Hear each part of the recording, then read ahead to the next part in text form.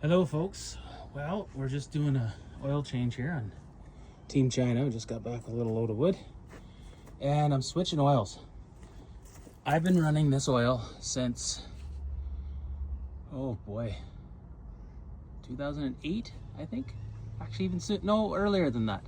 I was running this oil. I've ran it and everything. My diesel trucks, my lawnmowers, cars, everything. You're the only thing you're not supposed to run it with is if it has a catalytic converter. Other than that, so you can run this stuff. They finally started putting the motorcycle on it because this is a diesel, an oil that was built for or formulated for diesel engines. Great stuff. It's awesome. I've never ever had an engine failure, and that's including swamping, like side-by-sides and stuff in the rivers.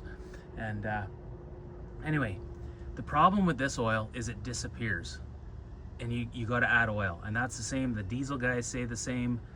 This thing here, if I go on a ride, I have to, like if I go on a 3-day ride, I have to put oil in it almost every day, and you don't smell anything coming out the tailpipe.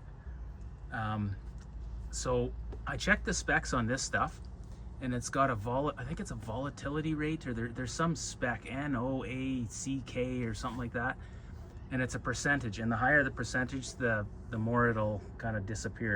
It'll evaporate basically. So it's like 10 or 12% for this oil. Even some tests said up to 14%. So I tried to find out who had the lowest, and this is what I found. Amsoil. 10W40, it's wet clutch compatible, it's for ATVs and side-by-sides. But here's the thing. Years ago, I used to be an Amsoil dealer. This will be the first Amsoil I've bought since about 2002. Back then, I was an Amsoil dealer, sold lots of this stuff. I had a dirt bike shop, snowmobile, ATV shop. Anyways, I put whatever 530 in my pickup truck. I had a 97 F-150, and they had this engine flush, and they recommended, to do this engine flush. So it was like something clear, I think something like seafoam. But anyway, so I put it in the oil, just everything was right to spec, what they wanted. Immediately that truck developed a tick after, and honestly it never went away for the whole life of the vehicle. Now it ran fine and nothing changed, it just always had a tick after that. So I called Amsoil up, and they swore up and down that had nothing to do with their product. And I mean, I had been doing all the maintenance on that truck since it was just about new. So anyways, it kind of ticked me off, and I said, screw it, I'm not selling Amsoil anymore. And that's that. But anyway, this stuff is got great reviews, and their 2-stroke oil has really good reviews as well, so I'm gonna give them another go.